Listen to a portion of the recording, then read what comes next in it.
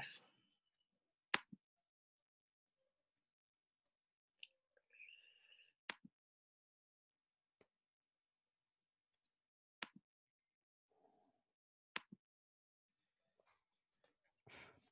Está viendo mi pantalla, ¿verdad? Sí. Sí, profe. Ok. Ok, bueno, pues ya ya vamos a empezar otra nueva unidad. En este caso, bueno, ya la semana pasada les mandé una tarea en la cual ustedes tienen que investigar qué es una sustancia pura, qué es un cambio de fase, además de qué es lo que vamos a discutir hoy en esta clase. Además de que también, por favor, tienen que investigar qué es un gas real y qué es un gas ideal, ¿sí? Respecto al primer par de preguntas, de temas acerca de sustancias puras y cambios de fase, pues bueno, es de lo que hoy nos vamos a centrar. El nombre de esta unidad es propiedad y estados termodinámicos.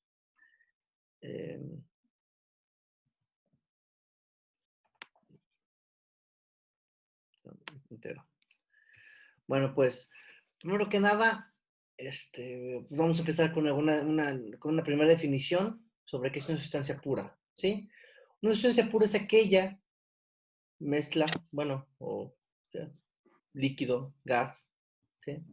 O incluso un sólido, el cual está hecho de una sola composición química fija, ¿no? Y aquí viene la palabra composición, ¿no? O sea, puede que la sustancia esté hecha de un compuesto o de un elemento. Lo que importa es que eh, esta sustancia sea homogénea, ¿no? O sea, es decir, los átomos y moléculas del compuesto que puedan conformar la sustancia tienen que estar bien distribuidos en el espacio, ¿sí? Y además esta composición tiene que ser única, ¿no? O sea, un ejemplo muy claro de un compuesto es el agua, ¿no? Que es H2O, hidrógeno y oxígeno, ¿sí? Nosotros en el día a día, pues, de una u otra forma, pues, conocemos el agua, ¿no? Convivimos con el agua. El agua, dicho sea de paso, es de los compuestos más estudiados en la historia de la humanidad. Y de hecho juega un rol importante, pues, en muchos aspectos de la vida y de la investigación científica, ¿no? Pero bueno, por ejemplo, un vaso de agua, ¿no? Cuando ustedes reciben un vaso de agua, pues tienen que el agua está bien distribuida en su vaso y aparte está, bueno, en el caso ideal, está compuesto únicamente de H2O. Otro ejemplo de sustancia pura es el oxígeno, este, o el nitrógeno, ¿no? También puede suceder que la existencia pura, pues bueno, que pueda componer puede estar compuesto de varios compuestos, ¿no? Pero lo que importa es que toda esta composición, o esta mezcla de diferentes compuestos, esté distribuido de forma uniforme, ¿sí? Un ejemplo muy común de una sustancia pura que está compuesto de varios elementos y o compuestos es el aire, ¿no? En principio aquí a nuestro alrededor, ¿no? Tenemos una mezcla de aire y esa mezcla es homogénea, ¿no? Digamos, puede que la composición química sea fija, pues sí, pero esa composición puede estar hecha de varios otros compuestos, ¿no? Lo que importa es que la mezcla es homogénea. Pregunta, ¿todo el mundo entiende lo que significa que una mezcla es homogénea? Donde no se identifican cuáles son sus componentes. Exacto, ¿no? Digamos, hay una distribución homogénea, bueno, perfecta, ¿no? Todo está bien distribuido en el espacio, ¿no? La concentración es la misma de todos los compuestos de la mezcla, ¿no? Y como les decía, uno de los ejemplos, eh, digamos, igual más comunes de una mezcla homogénea es un gas, ¿no? Perdón, es el aire, ¿no? Por ejemplo, aquí en este dibujo, bueno, pues está no me acuerdo cómo se llama esta florecita, ¿no? Y va volando sus pistilos, ¿no? ¿Diente de león? Diente de león. Ah, diente de león, ok, diente de león, gracias. Aunque el aire es invisible, ¿no? Los átomos que conforman el aire es invisible a nuestra vista, bueno, sabemos que existe, ¿no? Aquí, por ejemplo, los pistilos que están volando nos demuestran que sí es. ¿Sí? Digamos, el aire es un ejemplo de una mezcla homogénea y es una sustancia pura, siempre y cuando la distribución de los compuestos que conforman el aire estén bien distribuidos, ¿no? El aire está hecho de, bueno, de oxígeno, nitrógeno, hidrógeno, dióxido de carbono, es una larga lista, incluso helio. La lista es bastante larga.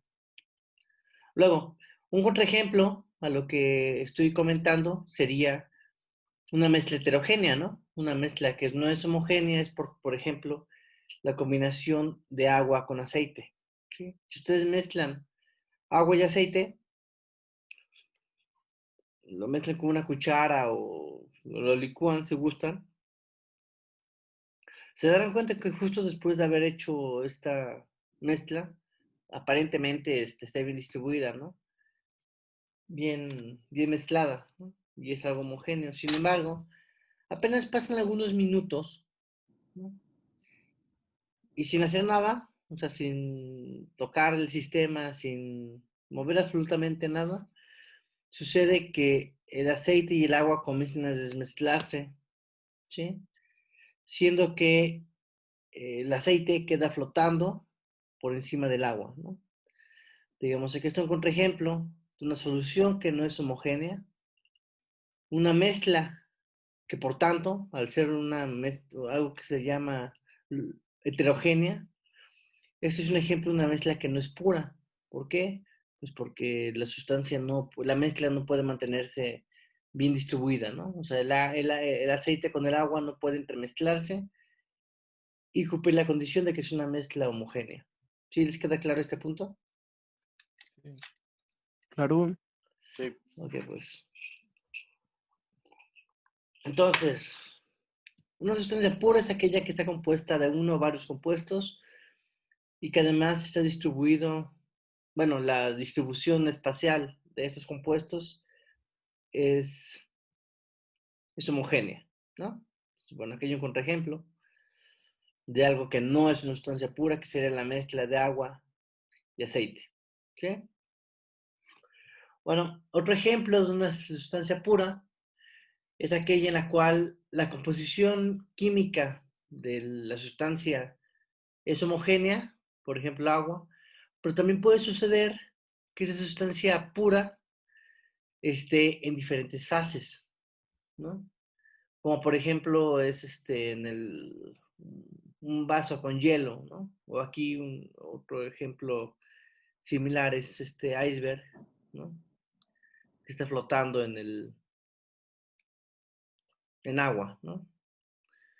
En cualquiera de los dos casos, por ejemplo, en el caso de un vaso de agua líquida con hielo, pues ambos son agua, ¿no? Son H2O. La solución, tanto en el compuesto, tanto en la fase líquida como en la fase sólida, hielo, pues es la misma, ¿no? Todo es H2O, está bien distribuido en el espacio, ¿no? Entonces, cuando coexisten dos o más fases, mientras la composición química que conforma cada una de esas fases sea la misma, eso también se puede considerar como una sustancia pura, ¿no? Pregunta, y es aquí una curiosidad, ¿saben por qué el hielo, fíjate, es un sólido, ¿eh?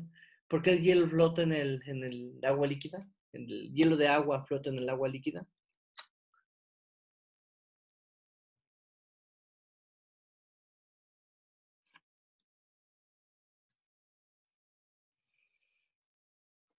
Profe, yo no.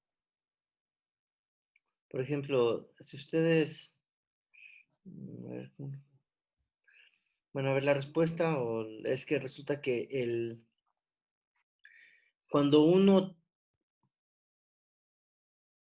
pone el agua líquida, ¿no? Y la aproxima a los 0 grados centígrados, en ese momento está la transición, bueno, la transición de la fase líquida a la fase sólida, y se comienza a generar el hielo. Resulta que en el caso del agua, el volumen ocupado por el hielo eh, en este caso es es mayor, ¿no? Ok, es mayor. Eso trae como consecuencia que la densidad del hielo sea menor que la densidad del hielo sólido, sea menor que la densidad del agua líquida, ¿no? Y ese mismo principio por el cual, de hecho por el principio de Arquímedes, principio por el cual una pelota puede flotar en el agua, es por la razón por la cual flota el hielo. Resulta que la densidad del hielo es menor, si siendo un sólido, es menor que la densidad del agua líquida. Y por principio de Arquímedes, el hielo puede flotar. Esa es la razón. Es un poco contradictivo eso, ¿no? Uno pensaría que una fase sólida tendría que ser más densa, pero fíjense que en el caso del agua no sucede así. De hecho, el agua tiene varios comportamientos bastante extraños, ¿no? Uno de ellos es esto, de que el hielo eh, pueda flotar. Bueno, acá tiene la razón, ¿no? Y si flota es porque la densidad del hielo es menor que la densidad del agua y, y eso causa que flote, ¿no? De hecho, creo que más adelante espero veamos el principio de Arquímedes, que lo justifica. ¿Alguna pregunta hasta aquí? No, profe. Ok, pues. Ok, bueno, a ver. En este curso, como lo mencioné en las primeras clases, les dije que se centra en la termodinámica, ¿no? Y la termodinámica estudia las propiedades macroscópicas de la materia, ¿no? Es decir, las propiedades moleculares no son importantes, aunque en algunas ocasiones vale la pena mencionarlas para entender un poco lo que se viene, ¿no? Nosotros sabemos, desde hace muchísimos años, me refiero a nuestra educación, que pues cuando nos dicen cuáles son las fases de la materia, pues todos lo simplifican a tres fases, ¿no? La primera es la sólida, la otra es la líquida y una tercera es la fase gaseosa, ¿no? Resulta que en la fase sólida lo que tenemos esencialmente son que los átomos que conforman al sólido, pues están bastante juntos, ¿no? Muy pegados, ¿no? Como cuando uno va a un concierto, por ejemplo, ¿no? Que uno está muy cerca de otras personas y es difícil poderse mover, ¿no? Resulta que cuando uno eleva la temperatura, ¿no? De un sólido, los átomos y moléculas que lo conforman, pues pueden ganar energía cinética, de hecho, ¿no? Porque al elevar la temperatura de un sólido, pues uno le está dando calor al sólido. Ese calor se traduce en energía cinética, causando que pues, ya los átomos se desacomoden y se puedan mover con más libertad, ¿no? Si uno sigue calentando, pues uno puede llegar al, a la ebullición, ¿no? Y eso causa que los átomos que conforman el líquido, pues se estén aún más distantes, tan distantes que no saben quién era su vecino, ¿no? Y pues se mueven más rápido que respecto a las fases anteriores, ¿no? Digamos, por todo esto, cada una de estas fases está caracterizada por un conjunto de propiedades termodinámicas, ¿no? Como puede ser la presión a la cual está el sistema, la temperatura, ¿no? El volumen en el cual estén eh, eh, metidos, ¿no? Para poder, eh, estar en una u otra fase, ¿no? Es decir, aquí lo que quiero, el mensaje que les quiero dejar es que el estado termodinámico de algún sistema, ya sea que se encuentre en una fase sólida, líquida o gaseosa, depende por completo en el estado termodinámico del sistema. Y eso se traduce en saber a qué presión está el sistema, a qué temperatura está el sistema, cuál es el volumen que contiene el sistema termodinámico, ¿no? Y de hecho todavía hay una larga lista de propiedades termodinámicas que pueden entrar en juego, que vamos a ir describiendo a lo largo, bueno, en lo que resta del curso, ¿sí? Entonces, este panorama molecular que sucede en la materia para la transición de fase se ve traducido en que estos, digamos, dibujos, en estas caricaturas, ¿no? Tienen que tener una contraparte representada por las propiedades termodinámicas del sistema, ¿sí? Así que, bueno, este es un curso de termodinámica, así que, bueno, aquí ya les platico un poco qué es lo que está sucediendo.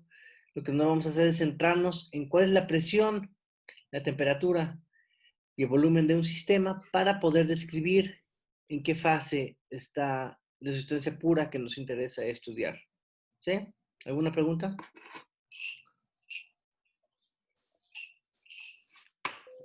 No, No, profe.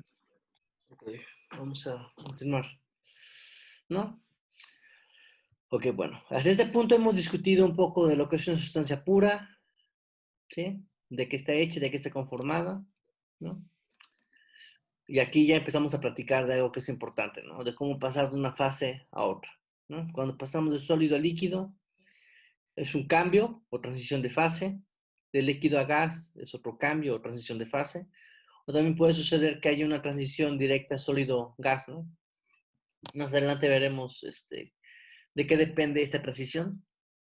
Pero bueno, aquí ya implícitamente les he estado platicando del siguiente punto a discutir el día de hoy, y que fue parte de su tarea, que es un cambio de fase, ¿no? Un ejemplo muy común del día a día, que ustedes estén familiarizados desde que son, bueno, desde que tienen uso de razón, es que, por ejemplo, cuando ponemos agua a hervir, bueno, agua a calentar, ¿no? En una olla, inicialmente el agua que vaciamos en el sartén, en la olla, bueno, en la olla más bien, pues estaba a temperatura ambiente, ¿no? Una vez que lo vaciamos en una olla, ponemos la olla con el agua en la estufa, con las hornillas de la estufa, pues le damos calor. A consecuencia de eso, la temperatura comienza a aumentar y llega un punto, a una temperatura en la cual, pues, de tener una fase líquida pues, a alta temperatura, comenzamos a notar que comienza a surgir el vapor, ¿no? El gas, la fase gaseosa, ¿no? Es decir, nosotros en la cocina, que en este caso es un muy buen laboratorio, yo creo que todo mundo, espero, hemos sido testigos, ¿no? Y hemos estado presentes cuando el agua tiene un cambio, una transición de fase del estado líquido al estado gaseoso, ¿no? Y bueno, a mí una vez me llegó a suceder, ¿no? Que calentaba agua, se me olvidaba, la dejaba al fuego, ¿y qué sucedía? Pues se me evaporaba toda, ¿no? Me quedaba sin agua para mi café. Pues bueno, o sea, el hecho de que podamos convertir eh, una fase líquida en una fase gaseosa por completa, pues implica de que todo el tiempo le estemos dando calor, ¿no? Pero bueno, aquí lo que quiero que tengan en cuenta es que, pues bueno, este fenómeno de cambio de fase ha sido común a todos, espero, y hemos sido testigos de cómo después de entregarle calor a un sistema termodinámico, eh, hemos podido ver cómo, por ejemplo, en el caso del agua líquida, podemos generar una transición de fase a un gas. ¿Están todos de acuerdo? Sí. Ok, pues. Ok, bueno. Ahorita lo que vamos a ver o vamos a platicar es describir cómo nosotros podemos estudiar este cambio de fase desde que tengamos bueno, aquí, por ejemplo, en este dibujo, el, a ver, pregunta, ¿no? ¿A qué presión estaría llevándose a cabo este proceso? Si no hay tapa, si no hay nada que tenga tapado la olla.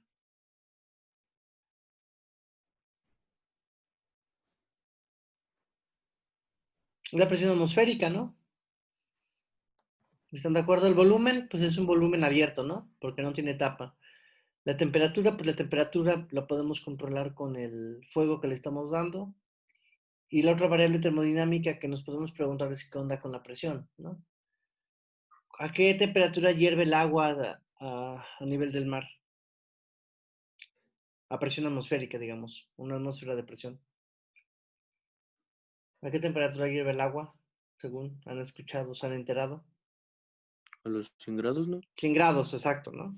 Pero esa temperatura de ebullición del agua únicamente sucede a nivel del mar, donde la presión es de una atmósfera. ¿Qué sucede o qué quieren que suceda cuando nos vamos a lo alto de una montaña, donde la presión es menor? La temperatura de ebullición aumenta o disminuye.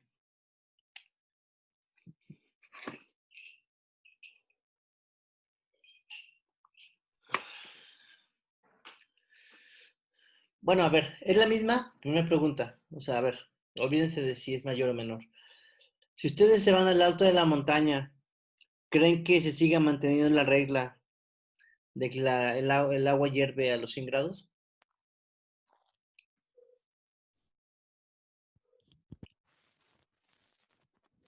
¿Qué creen? Acuérdense que la presión ya no es la misma, ¿eh? La olla es la misma, el volumen es el mismo, el fuego, la cantidad de calor que le podemos dar, pues lo controlamos con la estufa. Lo único que cambia es la presión. ¿Creen que en lo alto de una montaña la temperatura de ebullición sea la misma que el nivel del mar?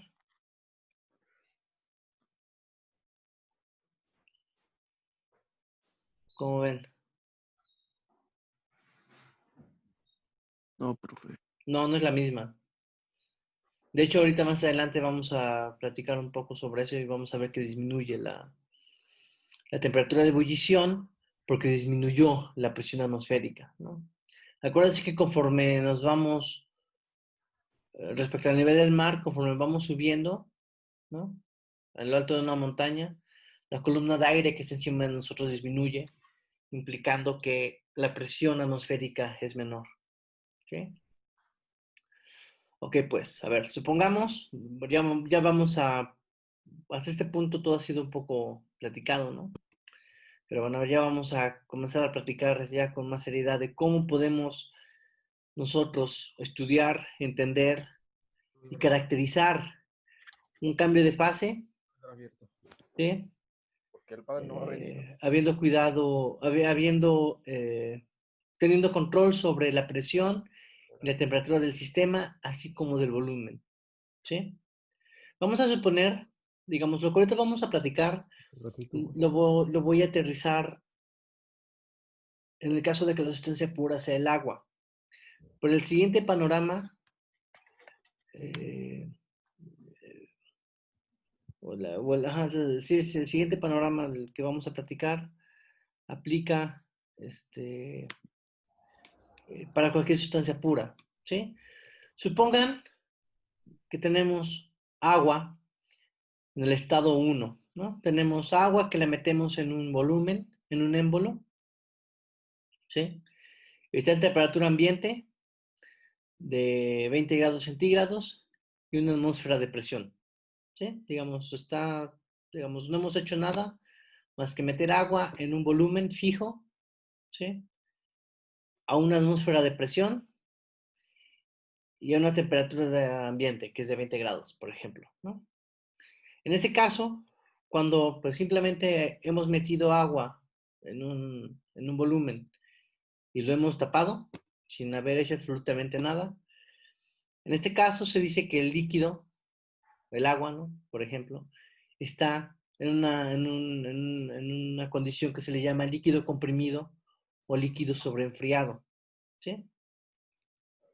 ¿Sí? Digamos, es el nombre que se le da comúnmente, ¿no? De hecho, los términos que vamos a estar discutiendo ahorita, les conviene irse familiarizando con ellos porque es muy común, pues en la industria, bueno, en la industria petroquímica o en la industria química, ¿no? Estudiar precisamente transiciones de fase y pues tienen que saber en qué fase está pues, lo que sea que esté en algún equipo, ¿no? En alguna máquina, ¿no? En este caso, supongamos que es agua, ¿no? Está a una atmósfera de presión de 20 grados centígrados, ¿sí? En este caso se dice que es un líquido comprimido o líquido sobreenfriado, ¿sí? Luego, nosotros, mediante algún dispositivo, comenzamos a calentar el agua, ¿no? Le damos calor, ¿sí? Le damos calor, pero la presión la mantenemos constante, ¿sí? No cambiamos la presión a la cual está el sistema. Lo único que vamos a hacer es darle calor, causando, pasamos del estado 1 al estado 2, causando que la temperatura aumente, ¿no? En este proceso, digamos, si la presión se mantiene constante y cambiamos la temperatura, va a haber un ligero cambio en el volumen, ¿no? Digamos, si cambiamos una propiedad termodinámica como es la temperatura, ¿no? La aumentamos, ¿no? Y si la presión se mantiene constante, algo debe de cambiar, ¿no? Bueno, en este caso lo que va a suceder es que va a cambiar un poco el volumen, ¿no? Digamos, hay una ligera expansión, ¿sí? Entonces nosotros pasamos del estado 1 al estado 2, dándole calor, ¿no? Supongan que estamos a 99.9 grados centígrados, ¿no? Estamos así a nada de los 100 grados, a una atmósfera de presión, ¿sí? Pero seguimos teniendo el sistema en la fase líquida, ¿sí? En esta condición en la cual el líquido está a nada, está a un paso de convertirse en un vapor, porque acuérdense, a ver, que habíamos dicho que sucede a los 100 grados con el agua a una atmósfera de presión. Lo acabo de mencionar. ¿Qué sucede? Se evapora. Se evapora, ¿no? Aquí el estado 2 estamos un paso que es previo a ello, ¿no? Estamos todavía en una fase líquida, pero estamos a nada de que comience a convertirse en vapor, ¿no? Justamente cuando estemos en ese paso delicado de pasar de la fase líquida a la fase gaseosa, el vapor, es algo que se le va a llamar un líquido saturado, ¿sí? Que es lo que aquí describe este segundo punto, ¿no? Seguimos estando en una fase líquida y estamos muy próximos a una vaporización, ¿no? En esta condición, el estado 2 se le llama líquido saturado. Fíjense, antes, en el estado 1, cuando estaba a temperatura ambiente, se le llamaba líquido comprimido o líquido sobreenfriado. Lo calentamos, seguimos en fase líquida, estamos a punto de la transición, y aquí justamente cuando estamos a punto de la transición se le llama un líquido saturado, ¿no? Ok, le seguimos dando más calor, ¿no? Seguimos entregándole calor al sistema, tal que comenzamos, y ya me fijo aquí en el estado 3, comenzamos a promover que el líquido, en color rosita, digamos, ya comience a convertirse en vapor, ¿no? Que aquí se representa en color gris, ¿no? Entonces, a ver, en ese estado 3 tenemos que una parte del volumen de la sustancia es líquida y otra parte del volumen es un vapor, ¿sí? Pero bueno, aquí en ese estado 3 estamos en este camino, ¿no? Una nota importante, fíjense, mientras nosotros sigamos teniendo la coexistencia líquido-vapor y el líquido esté pasando, perdón, y el agua, ¿no? Que esté en fase líquida, se vaya convirtiendo en vapor, nosotros vamos a seguir dando calor al sistema, pero la temperatura no va a aumentar, ¿sí? Digamos, a ver, esta es una nota importante. Cuando nosotros estamos teniendo una transición de fase, un cambio de fase, cuando estamos pasando de una fase a otra, nosotros necesitamos seguir entregando calor al sistema. Pero como estamos en una transición de fase, la temperatura no va a aumentar mientras estemos cambiando de una fase a otra. Es decir, en este caso, mientras estemos convirtiendo líquido en vapor, vamos a seguir entregando calor, pero la temperatura no va a aumentar. ¿Sí tienen claro este punto?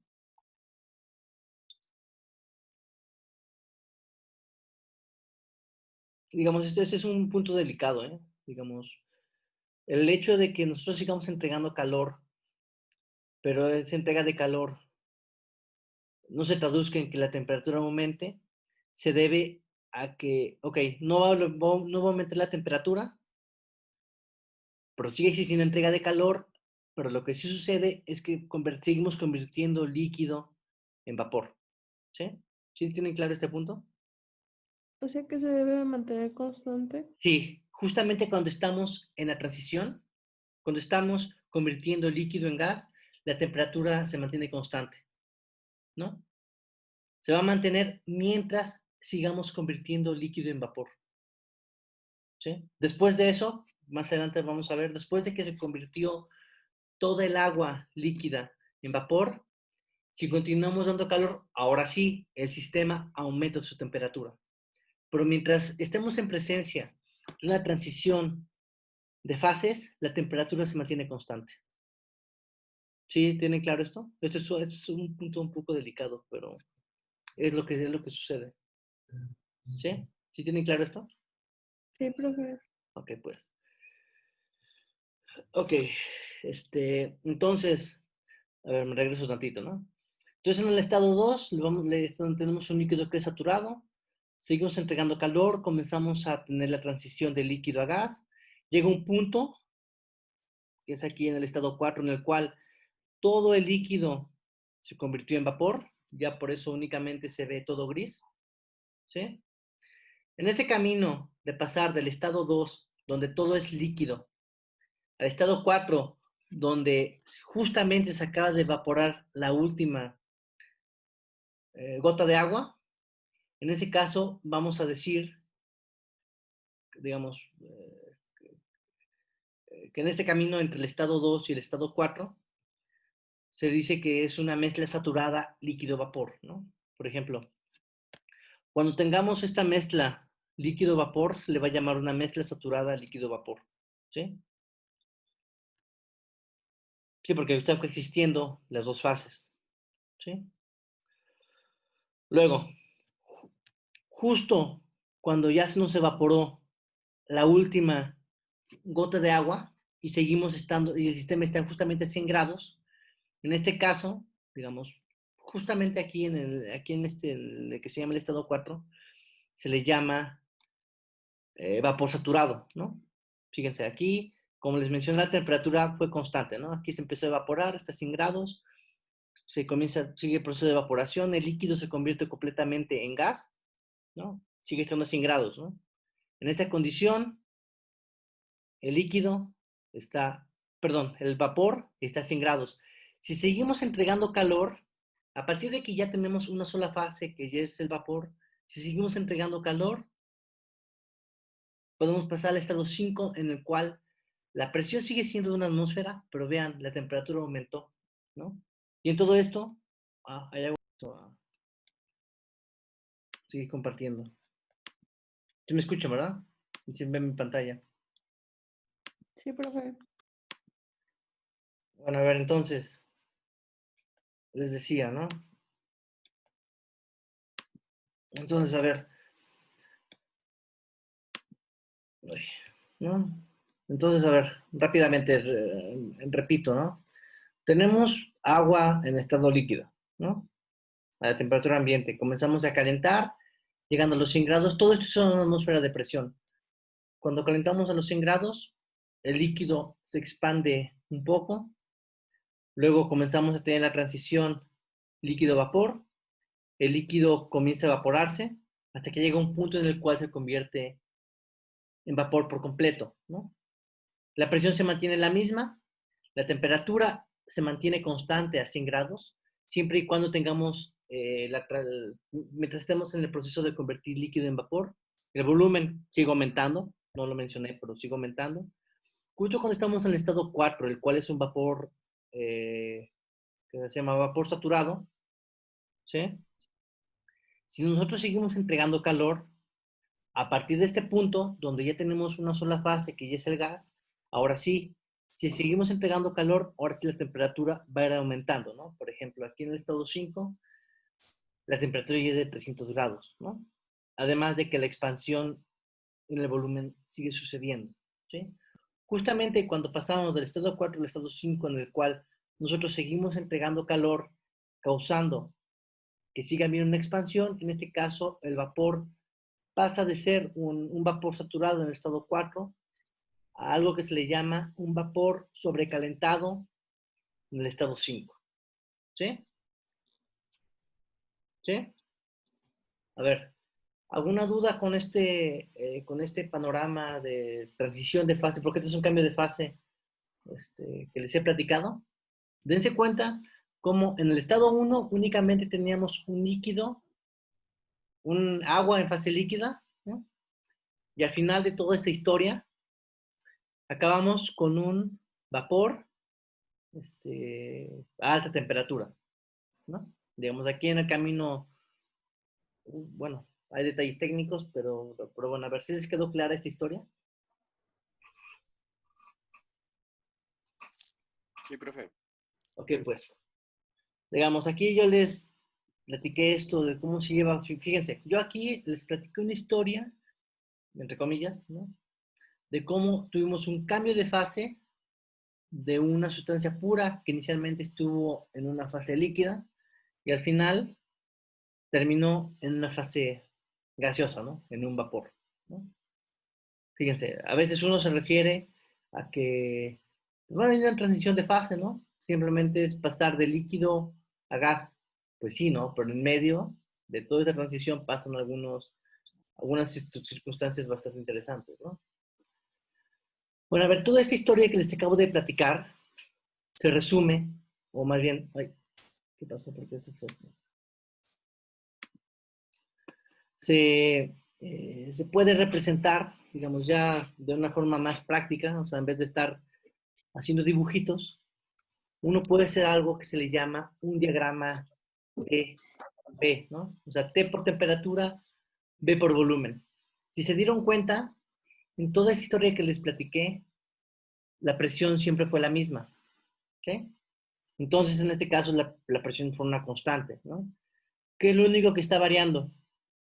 La temperatura, ¿no? En todo este proceso y el volumen, ¿no? Porque conforme vamos calentando, se va llevando a cabo un proceso de expansión, ¿no? Es decir, el émbolo del pistón pues, se comienza a mover, ¿no?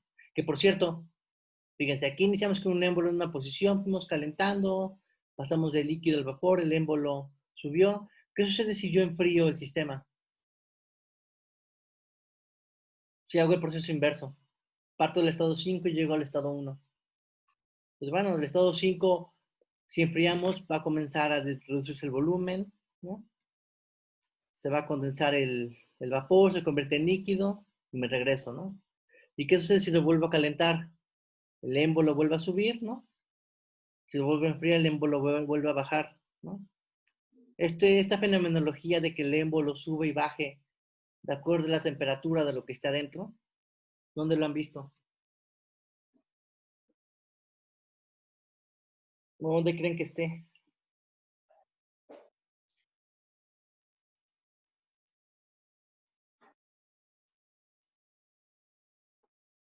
A ver, En el motor de combustión interna. exacto, ¿no?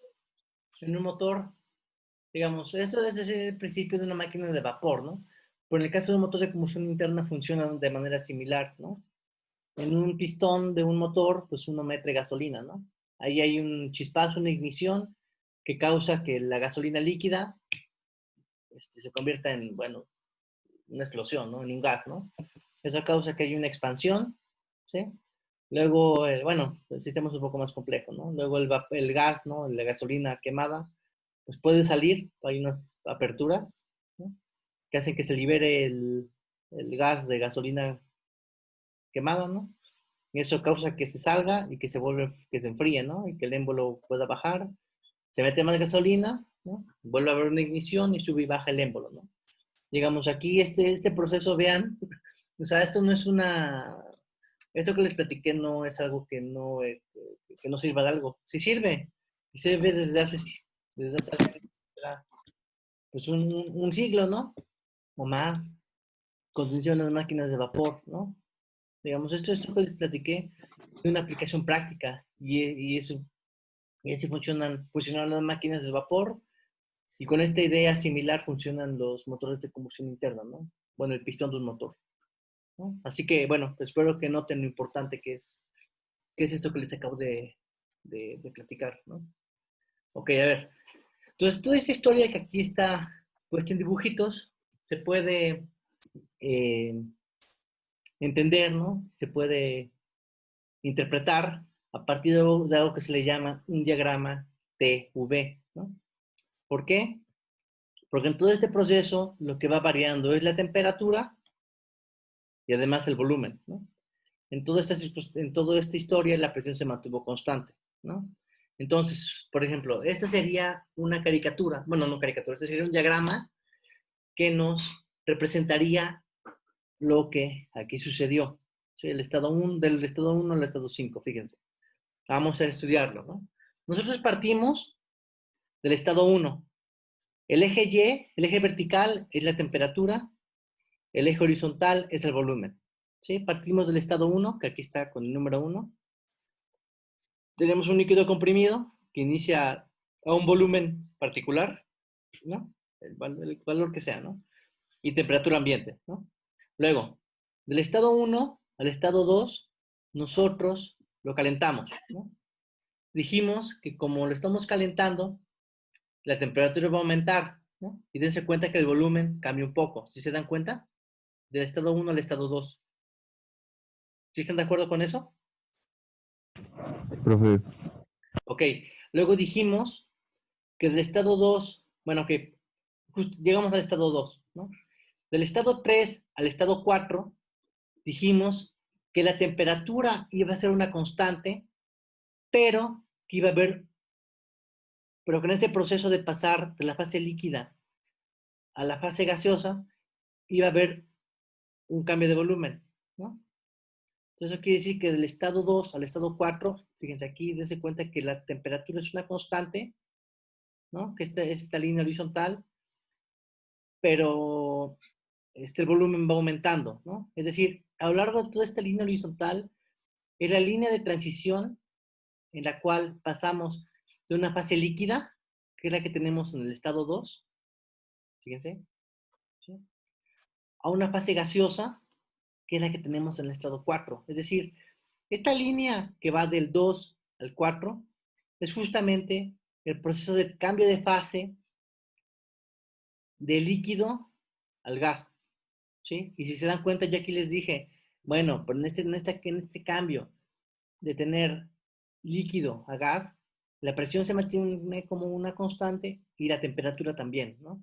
Y esto aquí se ve representado. ¿Están de acuerdo? ¿Están de acuerdo en que esto representa lo que les conté? O sea, fíjense, esta es una línea horizontal a 100 grados. ¿Sí? ¿Sí están de acuerdo en esto? Sí. sí, profe. Ok, luego, Sí, profe. del estado 4 al estado 5, dijimos, ok, ya en el estado 4 ya evaporamos la última gota de agua.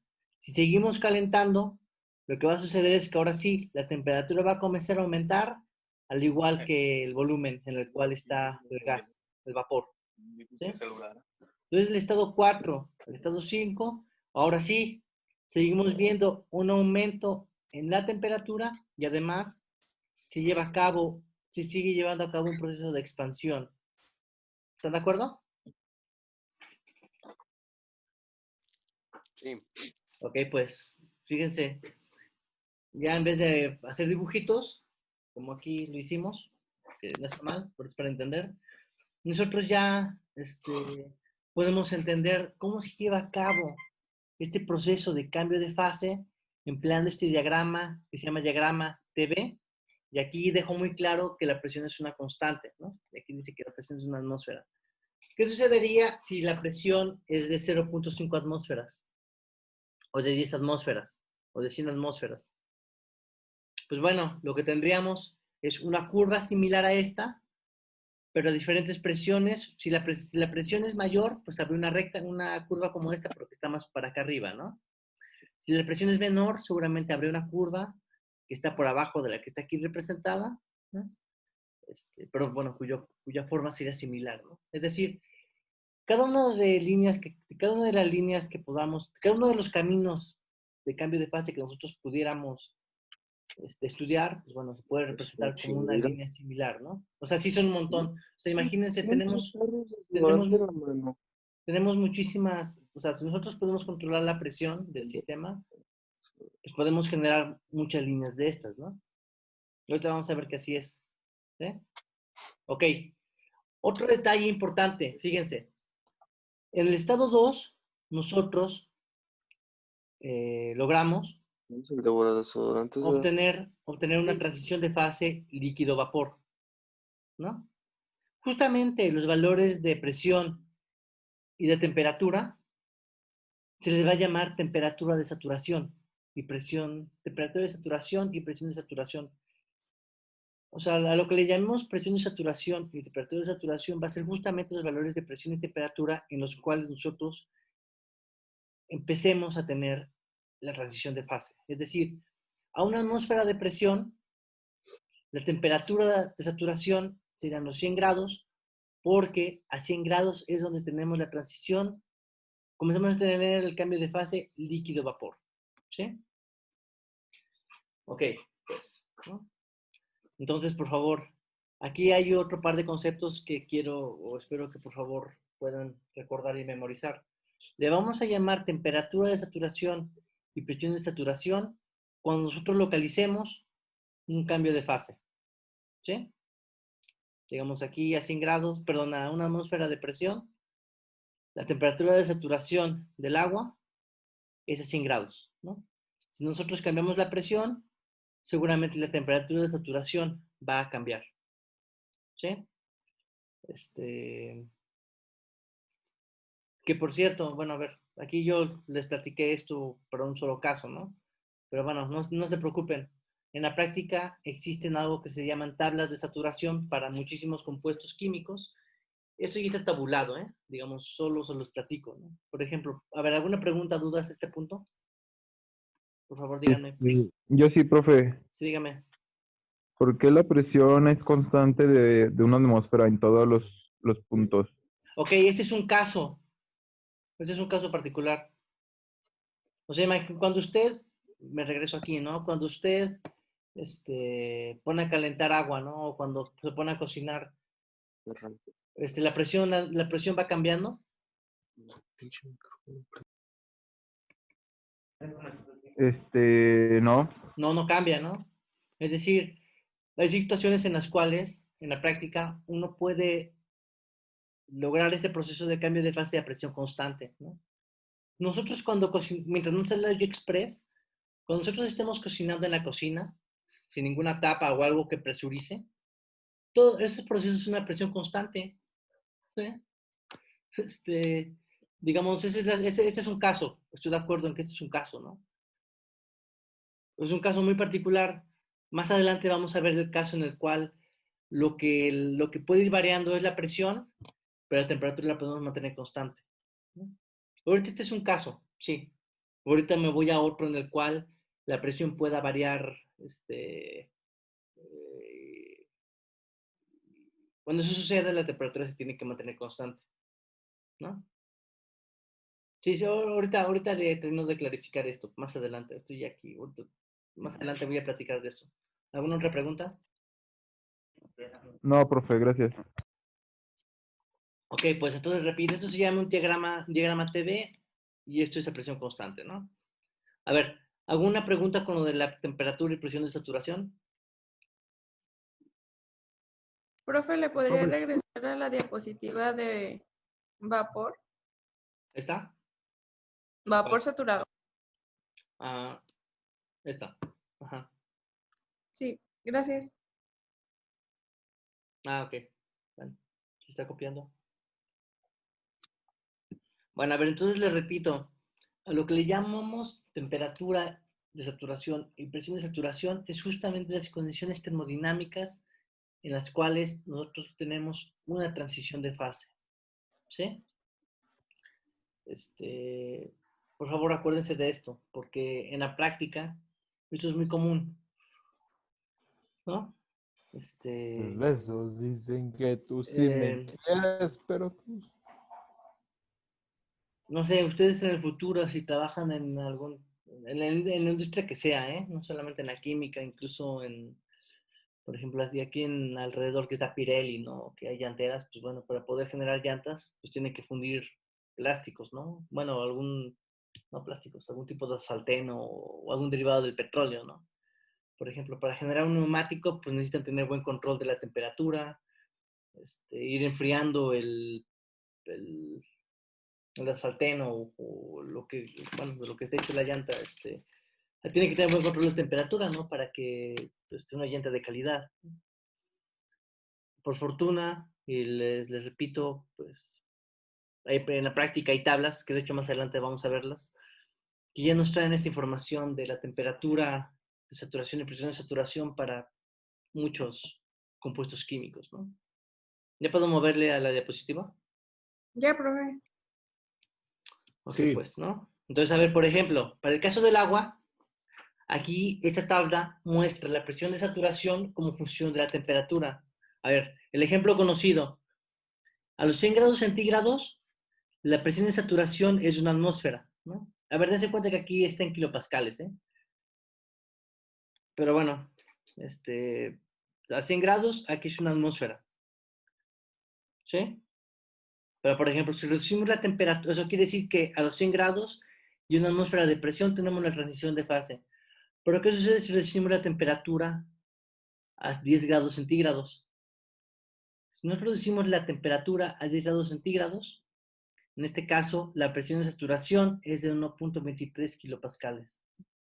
Es decir, si nosotros logramos mantener la temperatura de algún sistema termodinámico constante, y lo que hacemos es ir variando la presión, así como el volumen, nosotros encontraremos que la transición gas líquido se logra a 1.23 pascales, es decir, a una décima parte de lo que sucedería a 100 grados, ¿no?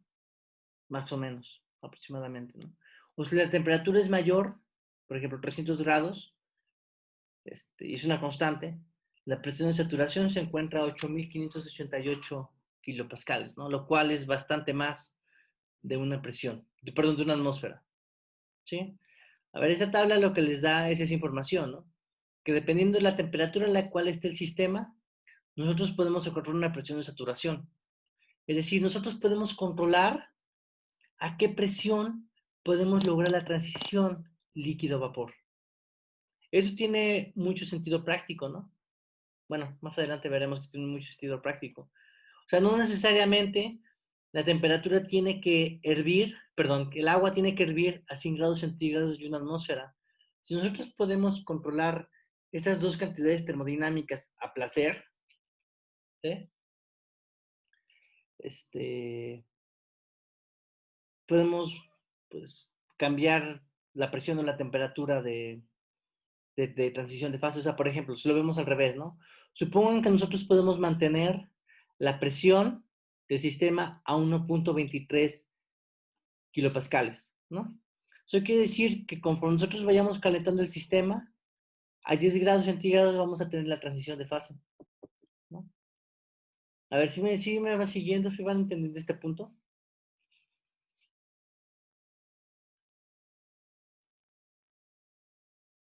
Sí, profe. Ok, Sí, pues, profe.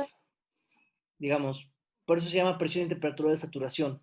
Porque si nosotros podemos de alguna forma, con alguna maquinaria, con algún equipo especial, tener un control sobre la termodinámica del sistema, presión y temperatura regularmente, nosotros podemos mover la temperatura y o la presión a la cual logramos la transición de fase. Y eso es súper práctico, ¿no? Porque es más fácil hacer llegar a, o sea, imagínense que tenemos un sistema que está a temperatura ambiente, ¿no? O sea, a veces por cuestión práctica es más sencillo, o sea, nos sale más barato lograr una transición de fase a bajas temperaturas que a altas temperaturas, ¿están de acuerdo? Tan solo el gasto energético, por ejemplo, de usar gas, ¿no? Gas natural para calentar algo se reduce, ¿no? O sea, si nosotros podemos controlar la presión de alguna forma y podemos reducir la temperatura a la cual se logra la transición de fase, pues ya es una ganancia, ¿no? Porque estamos gastando menos energía desde el punto de vista económico también, para lograr una transición de fase, ¿no? O sea, esto que aquí le estamos platicando tiene una importancia, una súper importancia en la industria, ¿no? Ok, ¿no? Como ya aquí le estoy platicando de lo que es la presión y la temperatura de saturación, ¿no? Si ustedes se preguntan, pues, ¿cómo varían? Pues, bueno, alguien ya se preocupó de estudiar cómo es que la temperatura de saturación y la presión de saturación pueden ir variando, ¿no? Y de hecho, esta gráfica se le llama curva de saturación líquido-vapor, ¿sí? En la práctica, depende del equipo que ustedes tengan, ¿no? La maquinaria que estén utilizando y el líquido de trabajo, ¿no? Puede ser agua, puede ser metanol, puede ser lo que sea, ¿no? Siempre va a ser importante que en la práctica ustedes conozcan esta curva, porque les va a decir que dependiendo de la sustancia pura que tengan, que estén ocupando, dependiendo de la temperatura a la cual logren hacer llegar a la sustancia pura, van a tener una presión de saturación, ¿no? Es decir, esta curva les está diciendo, por ejemplo, dependiendo de la temperatura, a qué presión van a encontrar la transición de fase, ¿no? Bueno, ese tipo de gráficas son importantes. Más adelante espero discutamos más en profundidad, ¿no? Pero bueno, esta gráfica que está aquí representada se le llama curvas de saturación líquido-vapor porque les da la información a la cual se logra una transición de fase, ¿no? Es decir, todo lo que está aquí pintado en color rosa está diciendo en qué punto ustedes logran pasar de una fase líquida a una fase de vapor, ¿sí? Bueno, más bien comienzan a promover esta transición, ¿sí? ¿Alguna pregunta, alguna duda con esta gráfica?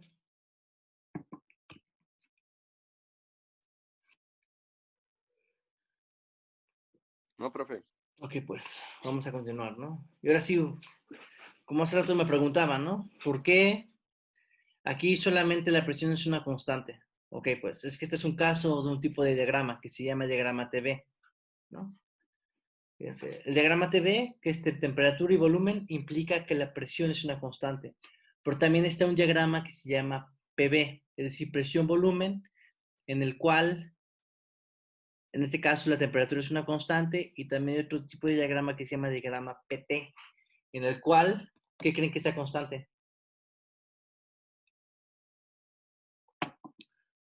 La El volumen, temperatura. ¿no? Volumen. Fíjense, noten lo siguiente. Nosotros estamos caracterizando el estado termodinámico del sistema mediante tres cantidades: temperatura, presión y volumen, ¿sí? Y nada más. No hemos mencionado de alguna otra variable. Cuando tenemos aquí pares de variables, si acá tenemos PV y la que no aparece es T, significa que la temperatura es una constante. Aquí es TV, que es temperatura y volumen, y como no aparece la presión, eso implica que la presión es una constante. Aquí es T y P y T, presión y temperatura, y como no aparece el volumen, eso implica que el volumen es una constante, ¿no? Digamos, el TV, el temperatura, volumen, ya lo platicamos aquí un poco, lo voy a retomar, ¿sí? Por ejemplo, nosotros en este dibujo, en este ejemplo que aquí discutimos, tuvimos únicamente esta línea, ¿no? De hecho, esta es la presión de una atmósfera, ¿no? En el cual teníamos una fase líquida, fuimos calentando, llegamos a un punto en el cual tenemos la transición líquido-vapor. Luego en esta línea horizontal dijimos que estaba la transición líquido-vapor, coexistían líquido y gas, seguimos calentando, ¿no? A temperatura constante, logramos la transición de la fase líquida a la fase gaseosa y luego ya tuvimos puro gas. ¿Están de acuerdo? Sí están de acuerdo en que esto, digamos, esta línea que les estoy aquí haciendo, bueno, en la que quiero que se fijen con el puntero, es la que platicamos hace rato, ¿no? Sí, profe. Pero bueno, este es solo un caso en el cual la presión es una constante. Si la presión es menor, es como les decía, ¿no? Vamos a tener una curva similar, ¿no? Donde tenemos líquido de un lado, esta línea horizontal es la coexistencia líquido-vapor, y justamente aquí tenemos la transición de líquido al vapor, hasta que todo se convierte en vapor, y ya luego, ¿no? Aumenta la temperatura y el volumen. Si aumentamos la presión, sucede algo similar, ¿no?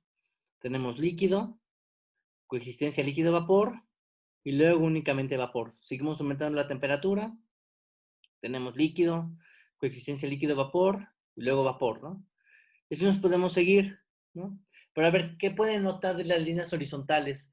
¿Qué sucede conforme vamos aumentando la presión?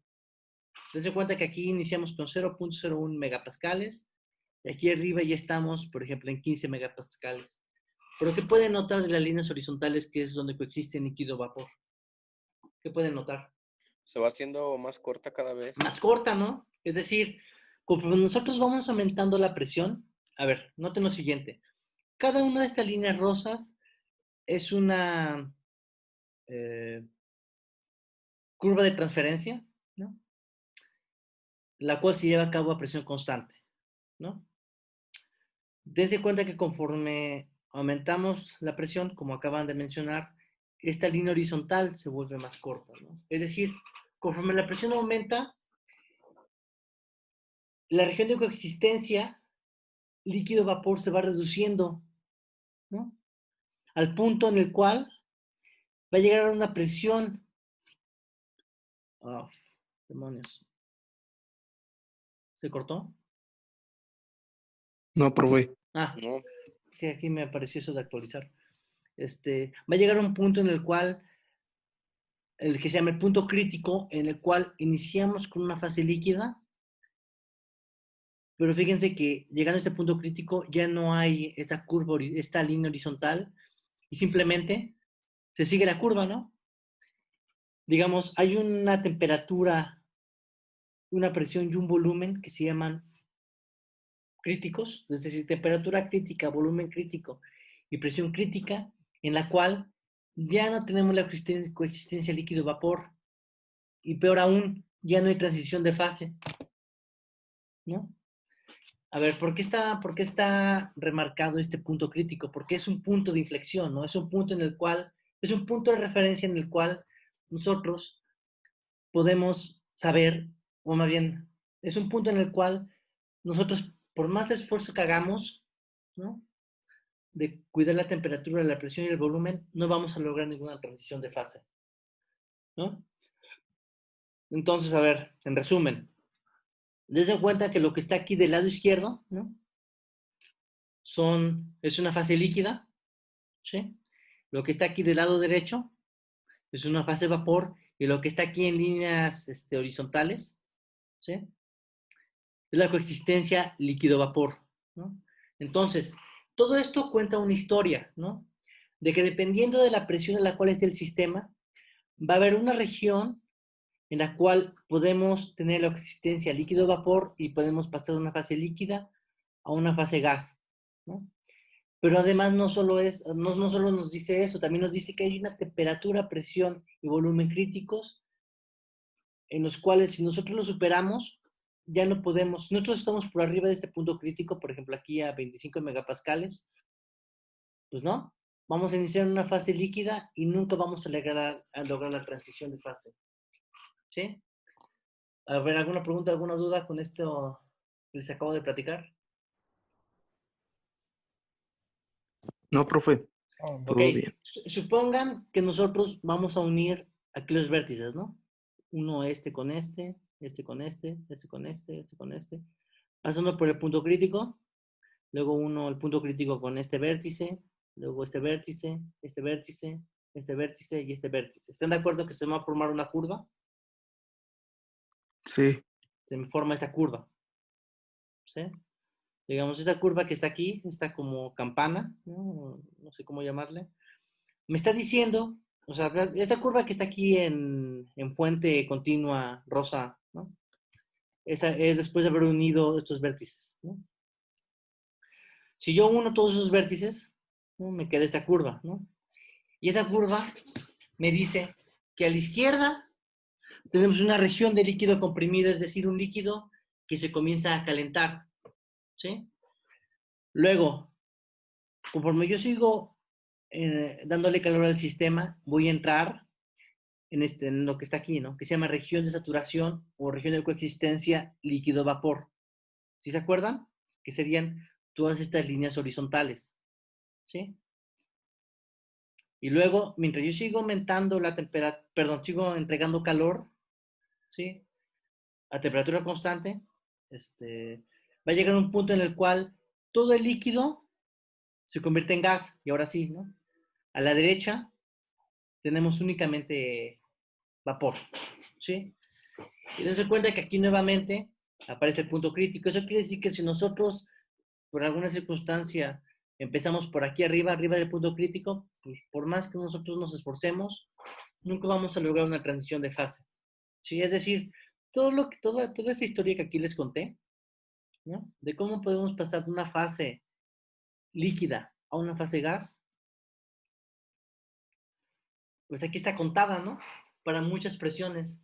Dense cuenta que aquí, por ejemplo, en líneas punteadas, hay dos ejemplos, ¿no? De cómo se logra la transición a dos presiones distintas, ¿no?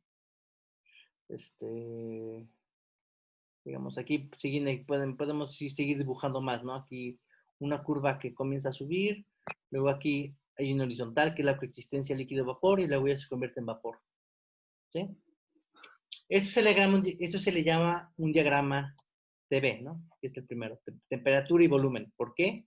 Porque son las variables que aparecen en los ejes, ¿no? Aquí en el eje horizontal aparece el volumen, aquí en el eje vertical aparece la temperatura y la presión es constante para cada una de estas líneas, ¿no? A ver, ¿alguna pregunta o duda con esto?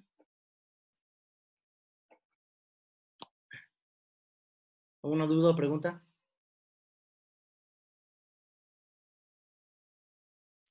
No, profe.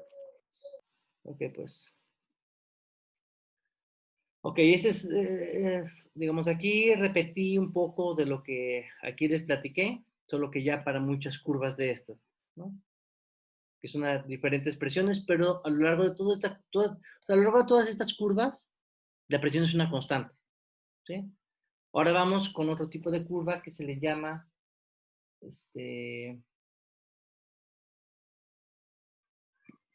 temperatura, diagrama PV, presión y volumen, las cuales tienen que aparecer en los ejes y la temperatura es una constante, ¿no? ¿Qué es lo que me preguntaban hace rato, ¿no? ¿Por qué la presión es una constante? Bueno, pues, si queremos que la presión ya no es una constante, dése cuenta que aquí la presión ya aparece en el eje vertical y el volumen sigue apareciendo en el eje horizontal, ¿no? En ese caso, supongan que tenemos un émbolo y encima de él le ponemos pesas, ¿no? Entonces, por ejemplo, supongan que tenemos estas 5 pesas que están aquí, ¿no? Entonces, nosotros podemos iniciar,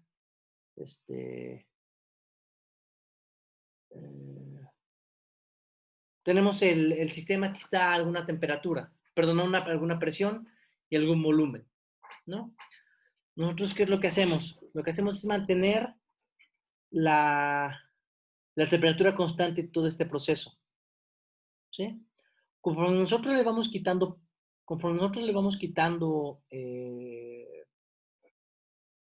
pues estas masas al sistema, vamos reduciendo la presión, ¿están de acuerdo? Entonces nosotros podemos ir construyendo estas líneas punteadas, ¿no?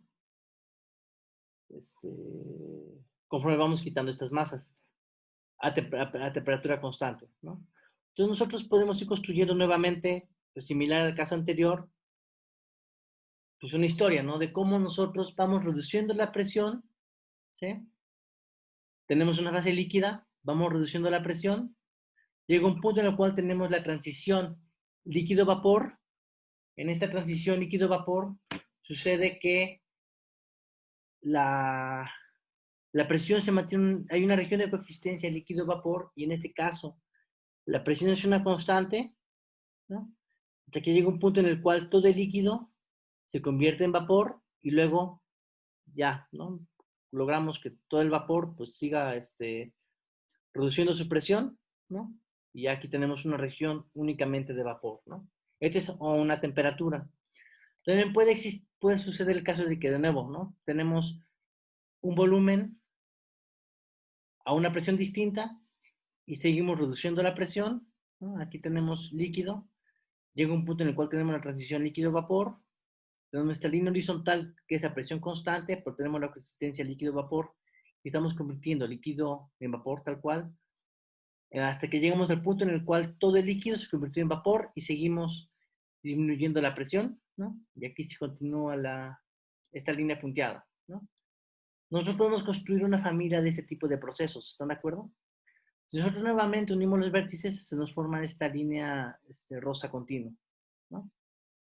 La cual nos dice que a la izquierda de esta línea tenemos un líquido, aquí en medio tenemos la coexistencia líquido-vapor, y aquí a la derecha tenemos un vapor, ¿no? La historia es similar a lo que vimos previamente, ¿no? Solo que en este caso tenemos que las variables que están variando es la presión y el volumen, y lo que se mantiene constante es la temperatura. En el caso anterior, teníamos que las variables que van variando es la temperatura y el volumen, y la presión era una constante. ¿Sí? A ver si les queda claro esto. Digamos, la historia es similar, solo que aquí cambian las variables termodinámicas. ¿Alguna duda, digamos? Profe, ¿y se puede dar el caso que en vez de ir quitando presión se vaya aumentando la presión? Sí, también. Digamos, aquí para hacer cada una de estas líneas punteadas, se fueron quitando masas, ¿no? Vamos a la discusión. A ver.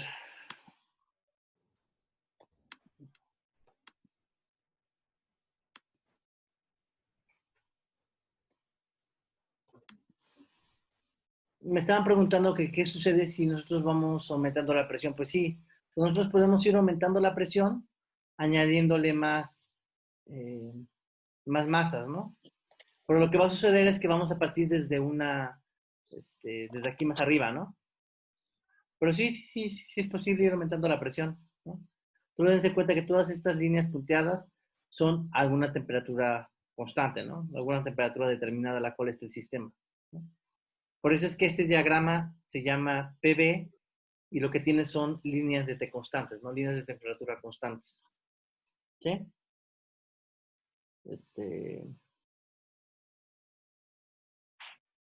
Ok, pues, ¿no? Pero aquí lo que importa es la interpretación que nosotros les podamos dar, ¿no? Que es el hecho de que a la izquierda de esta línea continua rosa tenemos nuevamente únicamente líquido. Aquí en medio tenemos la coexistencia líquido-vapor, ¿sí? En el cual tenemos la transición de la fase líquida a la fase vapor. En todo este proceso tenemos una expansión en el volumen hasta que llega alguna temperatura, perdón, algún volumen y alguna presión, algún volumen en el cual ya todo se convierte en vapor, ¿no? Dense cuenta que aquí, fíjense, aquí tenemos una temperatura y aquí tenemos la presión de saturación. La presión de saturación es justamente cuando nosotros entramos en esta línea rosita, ¿no? Aquí, donde están los vértices, sería la presión de saturación, ¿no?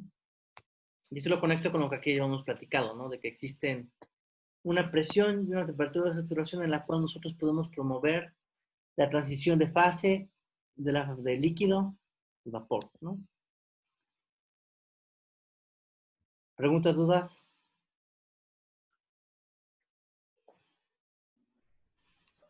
No, profe. Ok, y ya el último diagrama que vamos a platicar es el diagrama PT, el cual también, que obviamente se le llama PT, porque en en uno de los ejes está la presión, que en este caso es el eje vertical, y en el otro de los ejes está la temperatura, ¿no? Y se le llama diagrama de fases a este diagrama,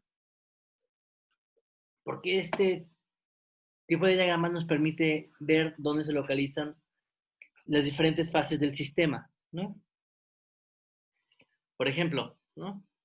Nosotros a bajas temperaturas y bajas presiones podemos tener una fase que es sólida, ¿no? Nosotros comenzamos a aumentar la presión y aumentar la temperatura, nosotros podemos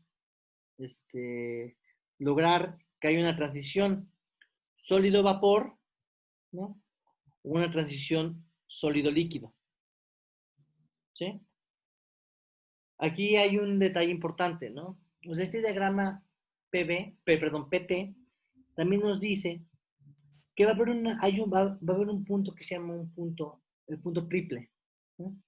Y este punto triple, en el caso del agua, significa que justamente en este punto van a coexistir líquido, sólido y vapor. ¿Sí? Y este punto es único. ¿Sí?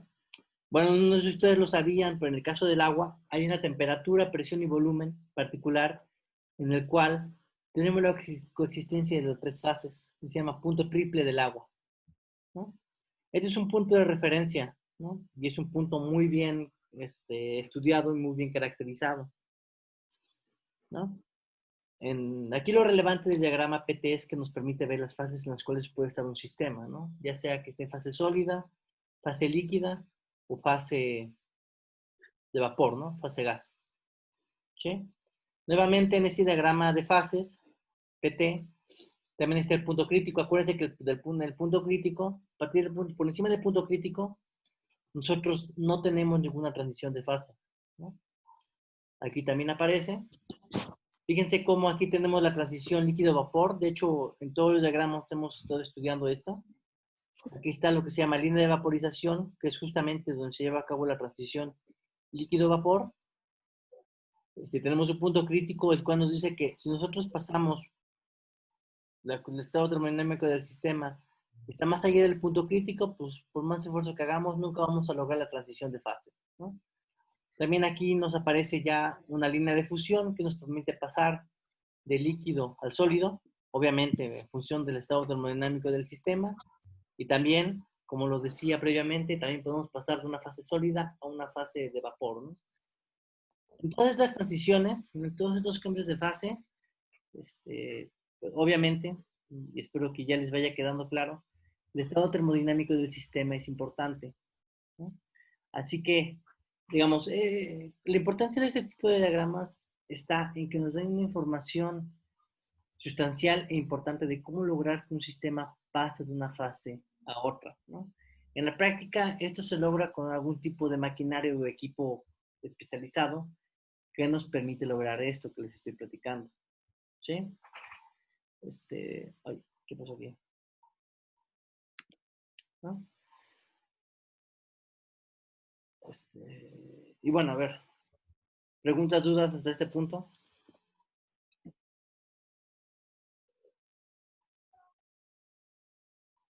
No, profe. Bueno, a ver, entonces, em, aquí lo único que quiero que recuerden es que pues, existen tres tipos de diagramas, PB, TB y PT. Cada uno de ellos nos permite estudiar pues, precisamente la transición, ¿no? De una fase a otra, dependiendo del estado termodinámico del sistema. ¿Sí?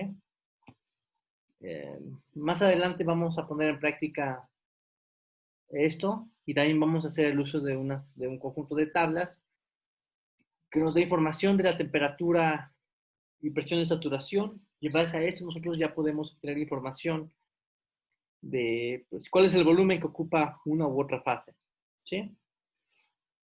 Y digamos, por hoy ya fue mucha información y así que le vamos a dejar, ¿no? Lo único que me resta es saber si tienen preguntas, dudas para aclarar, ¿no?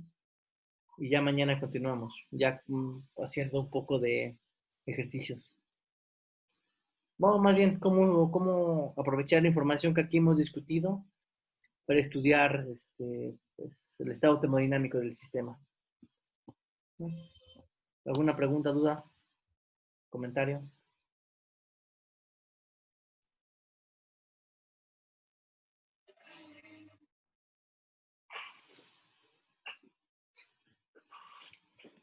Platiquen, por favor, No, comenten. profe. No, profe. ¿Seguros? Sí. Bueno, pues, si no hay algo más que comentar o que decir, pues, pues bueno, por hoy acaba la clase. Hasta aquí le dejamos y pues mañana le continuamos, ¿no? Mañana vamos a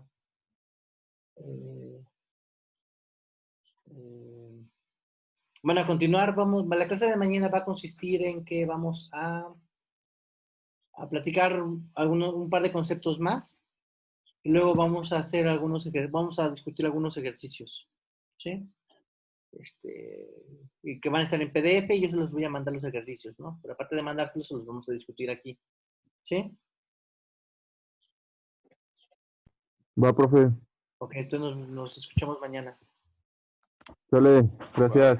Que tenga buen día, profe. Gracias. Bye.